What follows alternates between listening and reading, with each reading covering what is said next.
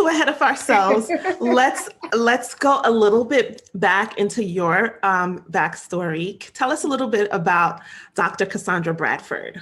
Tell me a little bit about. Let's see how far back we should go. Maybe 14 years old, 15. Okay. What was growing up like for you? So I grew up with entrepreneurial parents. My grandfather is Choctaw Indian. He owned a restaurant. My parents owned a restaurant. My mom and dad also owned a construction company. My dad is a veteran. He was in the Air Force, so they had a certified veteran-owned business. They also owned the corner grocery store. My mother was heavily involved in politics, so we were too. So growing up, I wanted to be an attorney. So of course, my dad would always say, what would an attorney do in this situation? Or are you thinking attorney thoughts? And I'm thinking, I'm 14, I don't know. And it's amazing because over my life, I grew up in Illinois. I went to school in California, and I wanted to be an attorney. Of course, I'm a daddy's girl. So whatever my daddy said, I wanted to do.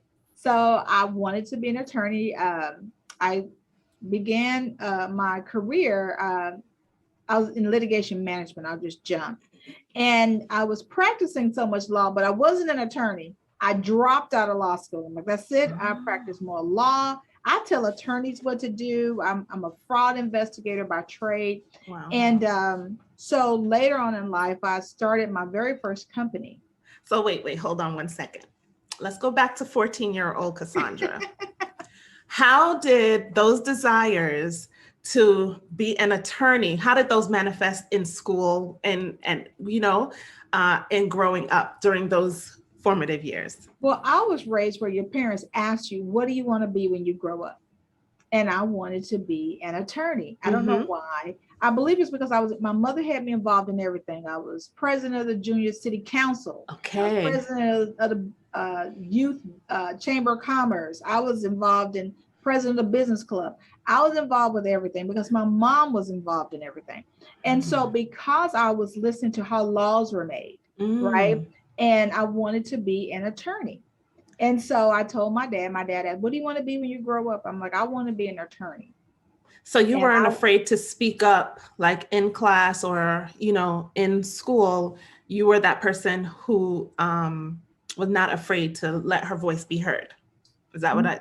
No, I wasn't, because my parents taught us, you can be whatever it is you want to be.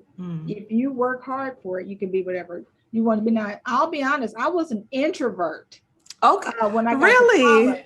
I know you don't see it now, but in college, I didn't want to talk to people. I didn't want, I wanted to be this feminine little girl because, but I was in a male-dominated industry.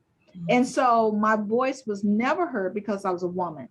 So how did you get past that? Well, I think I had I wanted to be a claims adjuster. When I moved to California, I got a job at AAA Insurance, and I wanted to be a claims adjuster. I was a legal secretary, and they kept telling me, no, women are not claims adjusters. You don't know anything about cars. You can't write an estimate on a house. Well, back then they didn't have classes. And I remember they would tell me, well, if you go find a class, they didn't care what it was, automotive repair. I took a class. And if you pass, we will pay you for it, promote you. You're not going to get the same pay as your male counterparts, and we'll put you back in the same class. And I was furious, right?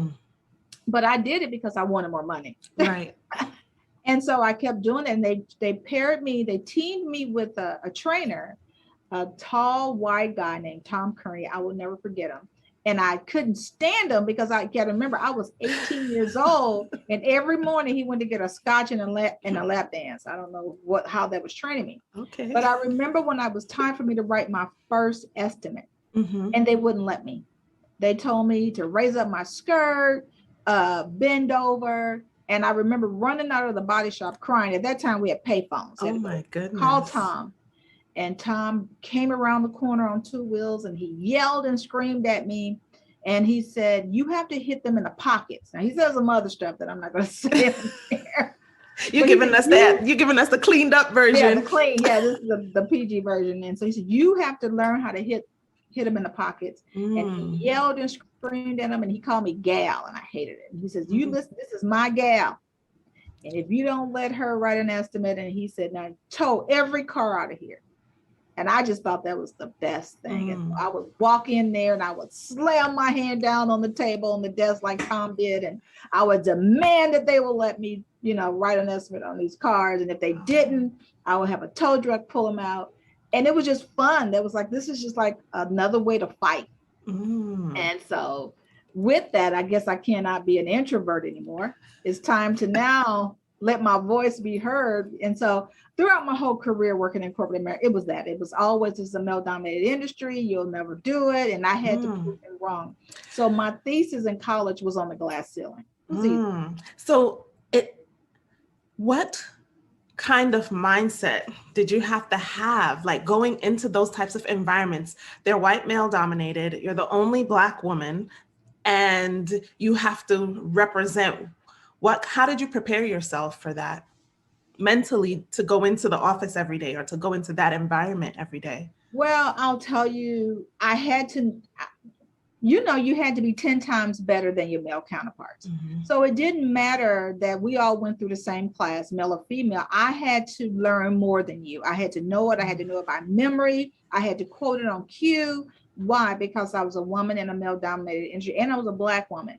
So I had to know my craft way better. And I'm going to tell you, I'll be honest, it had to be God's hand over my life, because even as I transitioned through corporate America and right when I was starting my own business, and I remember by this time I had investigated the Russian-Armenian mafia. I was a part of all kind of RICO cases, and I became an expert in my industry. And I remember one of the chiropractors who had trained me, didn't know then, right? Because it was another class I had to take, right? I became a biomechanical engineer and didn't know then when we went through the class, we were crash test dummies, Camille. They would stuff claims adjusters in cars and crash them. So that's a true thing. Wait, and live people, like real people? And I volunteered. Yeah, it was great. It was fun. Oh my goodness. I was the only woman, right? They told me I couldn't do it. So of course I wanted to do it. And they paired us with a chiropractor so we could understand soft tissue injuries. And so I remember, back then I didn't know then, but later he became the number one defense expert in the United States. And here it is, I'm training under him. Wow. So over the years, didn't know. And so even after I left corporate America and started my own company, he was a huge mentor for me. And even to this day, I just saw him in October and he still calls me little girl. And I'm like, I don't do insurance anymore, just so you know. But he was very instrumental of me starting my own business. So yeah. Wow. So you definitely had to know your stuff and not be afraid of that challenge, basically, or else there's no way that you would have been able to overcome, like, just the mentality of like being the only one, because But I think even as you translate into starting your own business, you have to have that much tenacity. And that is when you're starting your own business, you got to do your research. You got to know your stuff, right? You need to be good, not just good. You need to be great at what you do and love it. You need to love what you do. And so continue, I think learning is continual. Absolutely. You're absolutely right. Did you ever feel like giving up? Oh, every year. I'm not doing this anymore. I'm done. Every year. But I love what I do. Don't get me wrong. And sometimes, as any entrepreneur will tell you, we quit all the time. Oh, I can't do this anymore. It's too much. This is crazy. They're crazy. I'm crazy. We come up with every kind of, and then the next day, right, God gives us a witty idea and we want to take off running. So now we're rehired again. We rehire ourselves. Wow. So some of the skills that you've learned over the years up until this point, how were you able to at what point did you actually start your own business? So in 2000, I started a biomechanical engineering. We did litigation management. So again, dropped out of law school, but I get to tell attorneys what to do. Isn't this fun? And so that was my very first company. As a matter of fact, that was the company that we bid on. My very first time I bid on a contract. and I was living in California, and we bid on a contract in Texas, and I didn't know anything about the minority program. And we had just saved this, and I'll tell you, when I started my own business in 2000, I didn't market it. Mm. I never advertised it. I ended up going to talk to 4 attorneys in LA, Los Angeles. And I said, hey, I'm starting my own company. I can review all your meds. I can give you all kind of help you with your deposition questions and settlement conferences, which was what I was already doing. Okay. And before I even made it back home, back then we had fax machines. So my fax machine was out of paper, and I never marketed. I had so much business coming in. Wow. And ended up just, one of my employees from the 80s, because you remember I was in management. One of my employees saw me in a grocery store, said that he had been looking for me. He had this contract that he wanted to give to me. And I'm thinking, we're in a grocery store. You started your own business before me, right? And you're doing this well. And he ended up just handing me like a 10-year contract. Wow. And so we just kept growing. So an attorney in Dallas heard about us and asked us to help them on a large case that they had with Neiman Marcus on a slip and fall, and ended up going to Dallas for 2 years. And I'm thinking I should go take the bar in Dallas. Oh my God, I could be a great attorney in Dallas. I'm glad I didn't. but the attorney, the partner of the firm, said, are you a certified minority or woman-owned business? And I got offended because I didn't know what it was. And I said, dude, we just saved you $4 million. You want to talk to me about race? How dare you? And he said, well, I don't know about that. You did save us a lot of money, but if you are, we're going to put this work out for bid, and we would love for you to bid on it. And I just felt so stupid, right? Like, oh my God. That assumption. And I called my mom, and she says, yeah, and told me all about the program. I ended up going to Washington, D.C. and learning everything. As a matter of fact, I ended up becoming a trainer. Wow.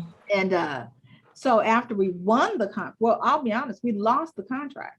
We bid it, we lost, but the other person couldn't perform, the other company. So we won on default. So they gave us 6 months to move to Texas. And I'm like, I don't want to go to Texas. But when I got to Texas, I thought, I want to help my people. I want to help minorities. I want to help women and veterans. I'm pretty sure they're like me. They didn't know anything about it. Yeah, I was just going to say that's one of the biggest drawbacks when it comes to entrepreneurship, and even minorities in general. We just don't know. The ignorance is what's holding us back. We don't know what we don't know. And if we don't know, how can we know unless someone tells us? Right. And so after we started working the contract, we got fully staffed. I started doing workshops about being certified minority owned. I joined all these chambers and groups. And I ended up winning a contract to teach about being certified in 4 cities. I'm like, yeah, I don't even understand. I'm still learning. Okay. And I ended up becoming a lobbyist. I started a chamber. I champion for small business across the United States. So it's amazing now, my journey, when people go, well, how do you know about this? I'm like, I'm being a sponge. I wanted to know everything, and what I didn't know, and still today, what I don't know, I can pick up the phone. I can do research. We have Google. Yes. You can gain access. And so that was really what it was all about. In 2006, because we won the contract in 2005, I had moved to Texas. By 2008, I no longer wanted to do anything with my insurance fraud business. I'm like, I want to just go full-fledged in the business development, certification processing. Yes. And we did. We ended up winning 2 other contracts to teach business. And the rest has been history. We're in 2021 now, and we have grown, especially during the pandemic. We tripled the business. And we have been working with small businesses across the United States and Puerto Rico.